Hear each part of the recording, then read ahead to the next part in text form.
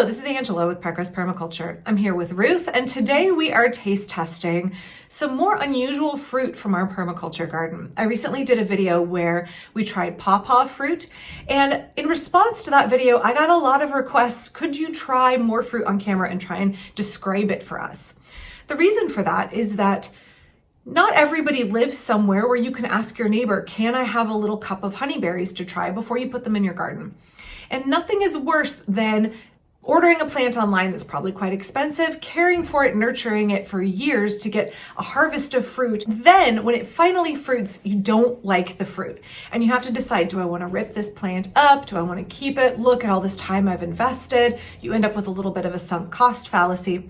So it's far preferable if you can find somebody who is growing that fruit, like pawpaws, like persimmons, like honeyberries, like the Chilean guava or the feijoa, or the fruit we're going to taste today, jujubes. If you can find someone growing those so that you can taste test them first, that would be ideal. But if you don't have that opportunity, we're going to taste test some on camera because y'all requested it. So we'll do these, and then coming up soon, we're also going to be doing persimmons as those are beginning to ripen in our garden. And then next year in the spring, we'll do some of those more unusual berries as well to hopefully give you some guidance so that you can decide what you want to put in your permaculture garden. So today we're taste testing Ziziphus jujuba, the jujube. It's also called the Korean date or sometimes the Chinese date. This is a fairly uncommon plant for most American gardeners. Now, it is hardy down to USDA Zone 5 and is extremely drought tolerant and does very well in poor soils. I have found here in the Pacific Northwest, it can be a little bit of a mixed bag. You need two varieties to get a good, strong fruit set. I have Lee and Long. There are many varieties. Not all are necessarily available here in the US. I planted both of my trees in one hole because I have very limited space and let them grow kind of intertwined together. It's sort of cheater, not quite grafting, but it's a way to get multiple varieties in a small space. So the reason I think they're a mixed bag here is that when the jujubes are beginning to ripen is the beginning of our rainy season. And I've found more often than not what happens is just as the fruit is coming ripe, they get inundated with rain and they swell and they burst. Much like at the very tail end of the annual veggie gardening season, your tomatoes, the last beefsteaks you're hoping to ripen, the rain returns, boom, they split. So if it's dry enough into fall, you get a good harvest of jujubes. If it starts to rain too early, I've found that I lose a lot of them to splitting. Now, jujubes can be eaten fresh or they can be eaten dried. Dried, they're often used in a tea. You just steep them with hot water and they make a wonderful sweet drink on a cold day. So if you have jujubes in your garden and you don't know what to do with all of the fresh harvest, you can lay them out and dry them and they dry extremely well. They get this kind of strange, almost marshmallowy. It's kind of like a circus peanut texture when they're dried. That's really lovely, and kind of a hard papery skin that is less enjoyable. So we're going to try some fresh jujubes here. Now, if you live in a climate where it is perhaps a little bit less rainy, I know folks have said their jujubes are prone to suckering. I think here because I have very dense clay soil, they're less prone to suckering. I've not found I've gotten any suckers at all, but I saw a video on someone growing them in South Carolina who said suckers are a big deal for them. So let's go ahead and flip the camera around and show them. Ruth, okay? Okay. First, let's talk about what a jujube looks like, how you know when to harvest them, and how to enjoy them before we tell you what they taste like. You can see that they're not the most attractive fruit ever. And so they're not particularly marketable to American consumers. If you want to grow these for your farmer's market stand or your CSA, you might need to do some education for your consumers about how to eat and enjoy them. So they start out kind of, Ruth was saying, they look like a immature Bartlett pear color, greenish yellow. And then they begin to get these little brown splotches all over them. And you can harvest them anywhere from just a few brown splotches like this to all the way brown. Once they get all the way brown, they really begin to shrivel and dry right on the tree. If you live in a very dry climate, you can actually let them hang on the tree. There was a YouTube channel we used to watch years ago, The Vegan Gardener in Tucson, Arizona, and he used to let his jujubes just dry on the tree because it was so dry there. And here I need to pick them and put them in a dehydrator tray, but they'll dry very, very well. They're not prone to molding. This is where we talk in Tucson, Arizona. They're about the size of a walnut, but oblong. Some varieties are larger than others, and some are more elongated and some are rounder than others, but the flavor I have found does not vary significantly between the fruit. Again, I've only tried a few varieties, the 2 that I ended up buying and a couple of others at the plant nursery when they had a tasting. So you can see here, this whole range, all of these are going to have really similar flavor. The more brown they get, the more they begin to get a little bit of a maple syrup flavor to them, and the flavor does begin to change. The completely dried ones are this reddish brown in color, and they have a very different flavor than the ones that are like this. Okay, so let me cut a few slices here. They have 1 large seed in the middle, so you can't cut them in half without cutting into the pit. But you can slice them a little bit like cutting wedges on an apple.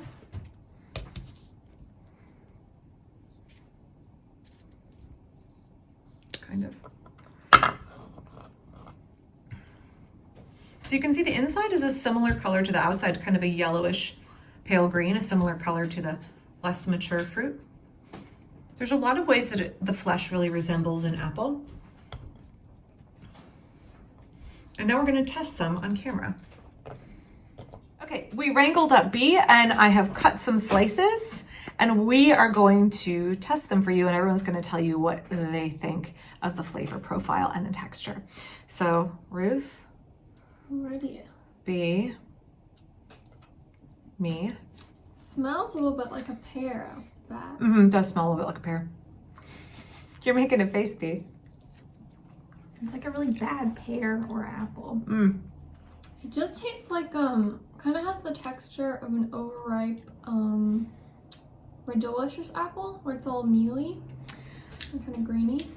But You're really selling it, girls. Okay, what do you want me to say here?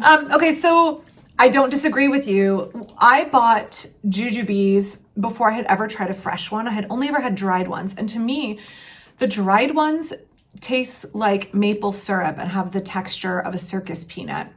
Albeit with a hard papery like skin on the outside. The inside of a dried one is lovely and really nice tasting. The fresh ones, to me, taste like a very dry apple. Like an apple with all of the juice removed from it. It's a bad pear. Or a pear with all of the juice removed from it. They're not as grainy as a pear though, right? Like Really though, I think it's though, not to interrupt you, but my personal opinion, okay, is that I think the bottom line is, at the end of the day, Yes, babe. It's okay, you weren't hurt their feelings. It's like, you know how pears like don't have any acid in them? Mm-hmm. It's like that. Apples are sour and sweeter. the one I have is pretty acidic. More acidic than Well, you're wrong. I don't know what to tell you. Okay, we have to there. cut that part out because I gotta. Okay, so do you agree with me? Like they're not juicy. You almost need a glass of water to like eat and enjoy them. They aren't juicy at all, which is why they dry so well right on the tree. If you live somewhere that doesn't have, like an atmospheric river in the winter, like Portland does, they desiccate so nicely because they're very dry to begin with. So what else do you think? Any other impressions of what they taste like? Taste, flavor profile, texture. I would say they're more flavorful than an apple or a pear. What apples are you eating? Mine's got a pretty strong flavor. You're right, they are less acidic. They are sweeter, I think, than a pear and some apples.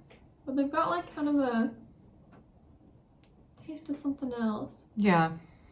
Maybe cut back to it when I think of what fruit I'm thinking of. Yeah. Maybe they taste like a jujube. So for me, I have my 2 jujubes. I am a little bit tempted to take them out because I live in a climate that's basically perfect for growing fire blight resistant pears and apples.